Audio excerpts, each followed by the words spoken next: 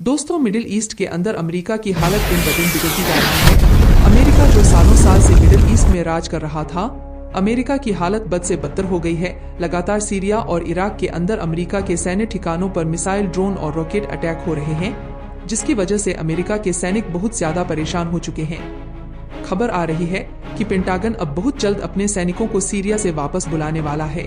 Pentagon की तरफ से ऐसी जानकारी दी गई है कि हम अपनी सेना को सीरिया से समेटने पर विचार कर रहे हैं। साथ ही साथ खबर यह भी आ रही है कि इराक से भी अमेरिका की सेना वापस हो सकती है, क्योंकि इराक की सरकार लगातार अमेरिका से कह रही है कि जल्द से जल्द अपनी सेना को यहां से समेट लें। रिपोर्ट्स के मुताबिक इराक के सीनियर ऑफिसर्स और पेंटागन के सीनियर ऑफिसर्स के बीच जल्द ही एक मीटिंग होने वाली है और इस मीटिंग में फैसला होगा कि इराक से अमेरिका की सेना कब और कैसे निकलेगी। पेंटागन की तरफ से बताया गया है कि हमने अपनी सेना को वापस बुलाने का सीरिया से फैसला कर लिया है, लेकिन कब और कैसे निकाला है वहां से अपनी सेना को, अभी इस बारे में बातचीत चल रही है। फिलहाल यह बड़ी खबर है कि अमेरिकी सैन्य ठिकानों पर लगातार हो रहे हमलों की वजह से सीरिया और इराक से अमेरिका अपनी सेना समेट रहा है, जैसे अफगानिस्तान से समेट ली जब तालिबान ने इनके ऊपर हमले किए, और अब यहाँ से भी समेटने का नंबर आ चुका है। फिलहाल जो सरकारें होती है देश की, सीरिया, इराक है, सऊदी अरब है या जो भी मुस्लिम देश है, उन सरकारों की मर्जी से ही अमेरिका की सेना वहां पर तैनात है। लेकिन जो और संगठन इस्लामी के असिस्टेंस वगैरह, उनकी तरफ से सैन्य अड्डों पर हमले किए जा रहे हैं। अमेरिका ने ISIS का डर दिखाकर पूरे मिडिल ईस्ट में अपने सैन्य अड्डे बनाए हैं। पेंटागन ने कहा है कि हम यहाँ से चले जाएंगे सीरिया से, लेकिन जो कुर्द संगठन है वहाँ पर उसकी आर्मी से यह कहकर जाएंगे कि आप सीरिया की सेना के साथ मिलकर ISIS के आतंकियों का सामना करें, उनका मुकाबला करें। सीरिया के अंदर संगठन एक्टिव रहता है और इस संगठन को पूरा समर्थन अमेरिका का है, अमेरिका फंडिंग वगैरह करता है। तो पेंटागन ने कुर्द सेना से कहा है कि आप सीरिया की सेना के साथ मिलकर ISIS से यहाँ पर निपटते रहना। अब दुनिया में तो बहुत सारी यह भी चर्चा चल रही है कि ISIS भी अमेरिका का संगठन है, तो अमेरिका उससे निपटने के लिए क्यों कह रहा है। फिलहाल लोग कहते हैं कि ISIS का डर दिखाकर ही अमेरिका पूरे मिडिल ईस्ट को बेवकूफ बना रहा है। फिलहाल तुर्की की तरफ चलते हैं। क्या तुर्की बदल गया है? इस खबर को सुनने के बाद यह फैसला आप लोग करेंगे। जेरूसलम पोस्ट के मुताबिक तुर्की ने इजराइल को एक्सपोर्ट लिस्ट से बाहर कर दिया है, यानी तुर्की जो सामान इजराइल को भेजता था, व्यापार चलता था, उस लिस्ट से इजराइल को बाहर कर दिया है। लेकिन यह वाकई में ऐसा हुआ है, यह तो आने वाला वक्त बता देगा। लेकिन इस खबर से एक बात तो साफ हो गई कि तुर्की अभी भी इजराइल को अपनी लिस्ट में रखे हुए है। दरअसल ईरान के राष्ट्रपति इब्राहिम रईसी तुर्की के दौरे पर गए हुए हैं, तो हो सकता है कि कुछ बातचीत वहां पर हुई हो, इसलिए तुर्की की तरफ से इस तरह का बयान आया है।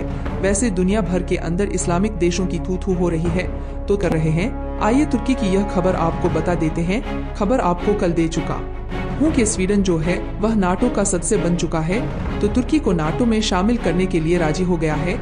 काफी लंबे टाइम से तुर्की राजी नहीं हो रहा था, अब आखिर तुर्की राजी हो कैसे गया? या स्वीडन के अंदर जो कुरान जलाए गए थे तुर्की के एम्बेसी के बाहर, क्या स्वीडन के सरकार ने कुरान जलाने वालों को जेल के अंदर डाल दिया कि तुर्की राजी हो गया? क्या स्वीडन ने अपने देश के अंदर कोई ऐसा सख्त कानून बना दिया कि कोई कुरान जलाता है तो उसको जेल के अंदर डाल दिया जाएगा? ऐसा कुछ नहीं हुआ है मेरे दोस्तों। स्वीडन के अंदर तुर्की एम्बेसी के बाहर न जाने कितने सारे कुरान को जला दिया गया, लेकिन त्रुटि के मुंह से एक शब्द नहीं निकला। तुर्की इसलिए राजी नहीं हो रहा था स्वीडन को नाटो में शामिल करने के लिए, क्योंकि तुर्की अमेरिका से एक डील करना चाहता था।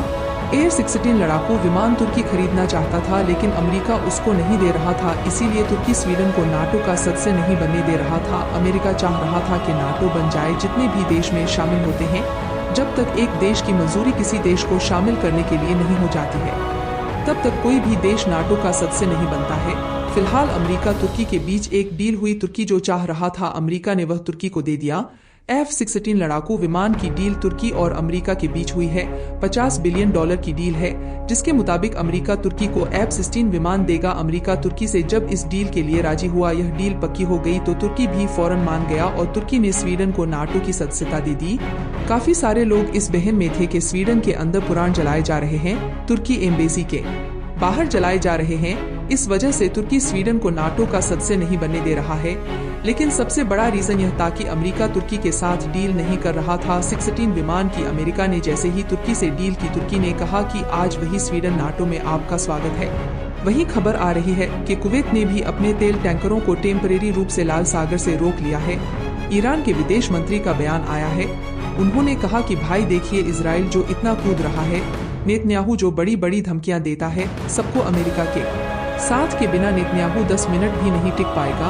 अमेरिका भी साथ छोड़ दे हथियारों से, पैसे से, यह सपोर्ट से, तो नेतन्याहू 10 मिनट भी नहीं टिक सकता। और वाकई में यार बिल्कुल बात सही है। ईरान के विदेश मंत्री ने कहा कि गाजा के अंदर जो कुछ भी हो रहा, इन सब का जिम्मेदार अमेरिका है, वॉशिंगटन है।